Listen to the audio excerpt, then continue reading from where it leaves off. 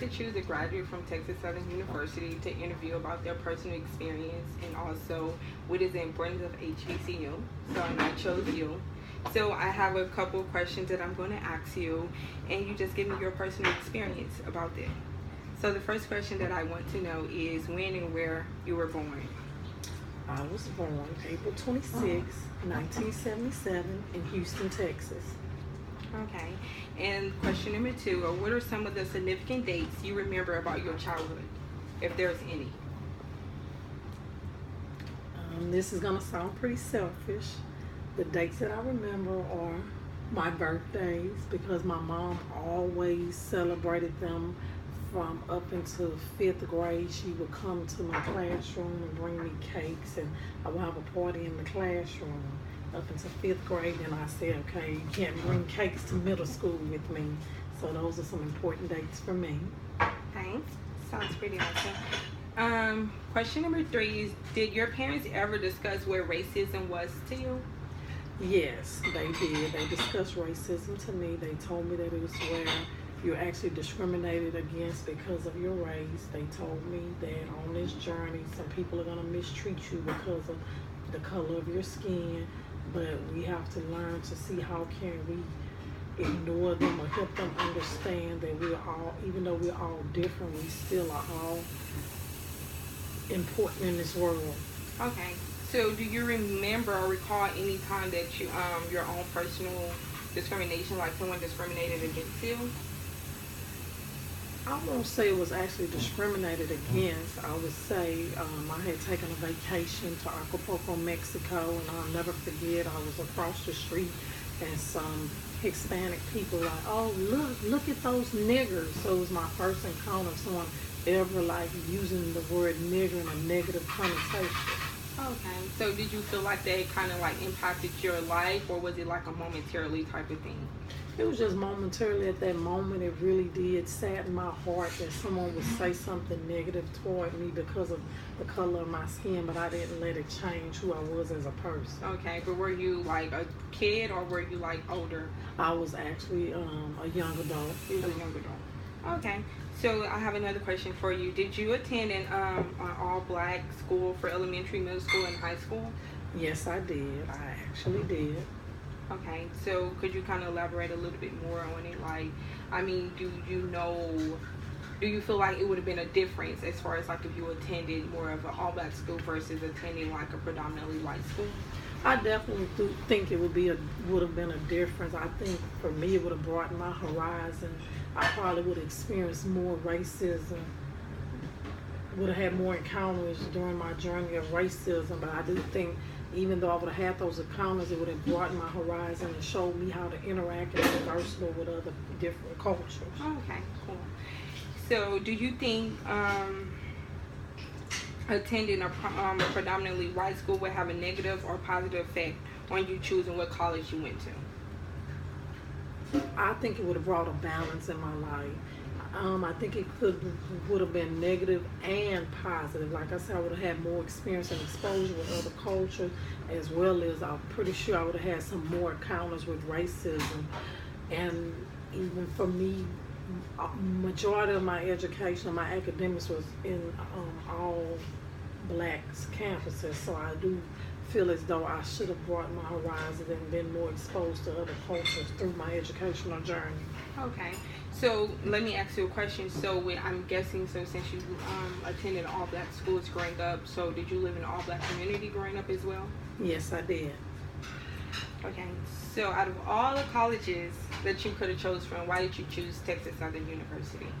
I selected Texas Southern University because I just wanted to stay close to home. I didn't want to travel far. It was very convenient for me. I already had a job. So I was like, okay, well, let me just stay close to home. And, so I thought TSU would just be my best option. Okay, but did you apply to any other schools besides Texas Southern?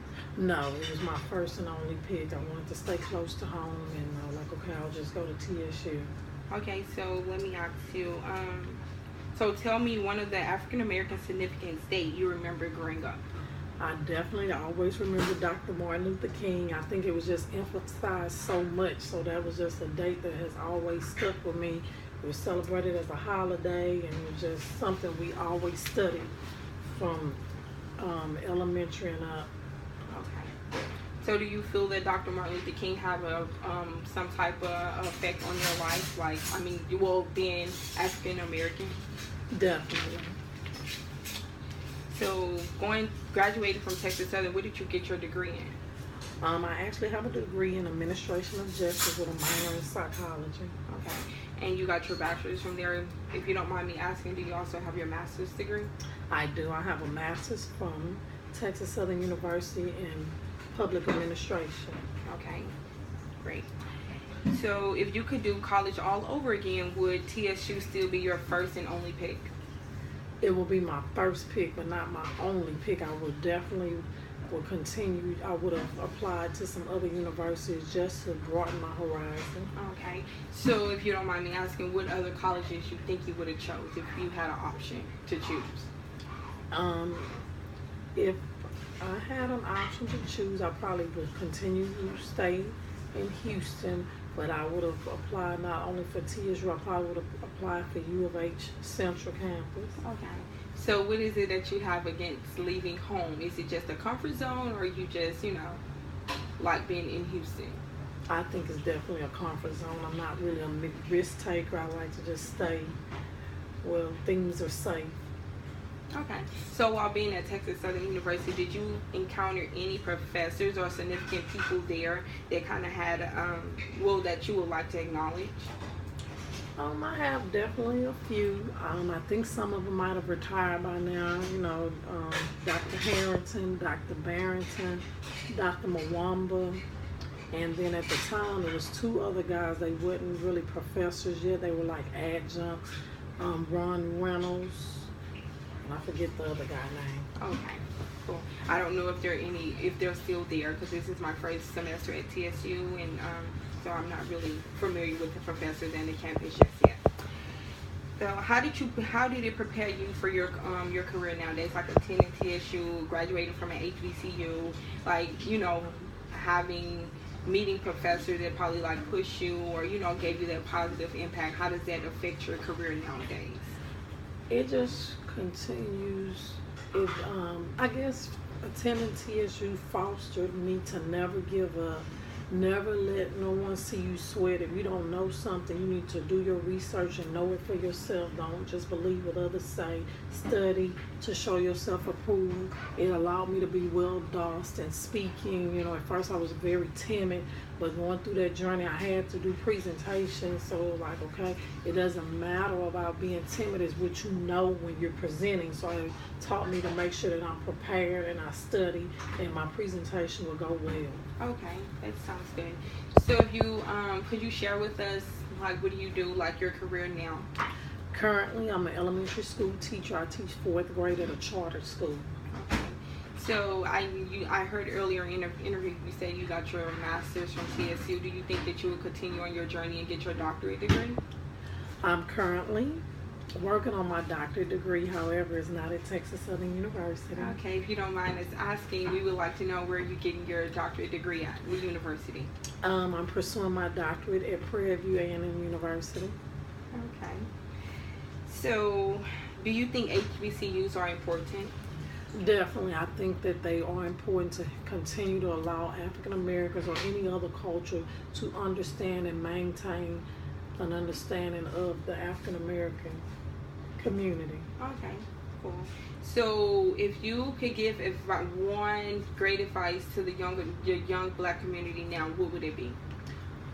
I definitely would say continue on your journey. Never give up on your destiny and your dreams. Work hard for whatever you want and just believe and continue to walk the path, and things will definitely manifest.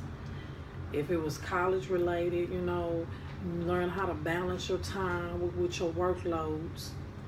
Okay. So you say that you teach 4th grade at a charter school. If you don't mind, is it an all-black charter school, or is it a diverse school with exactly? It's basically majority of Hispanics. It's the majority of Hispanic. Do you like actually working in that environment? I definitely do. This is my 2nd year working with Hispanics, and I've really been enjoying the journey. Okay, well that's good. Well, those are pretty much all the questions that I did have to ask you. So this is my interview. Say hi to the camera. Hi. Thank you. You're welcome.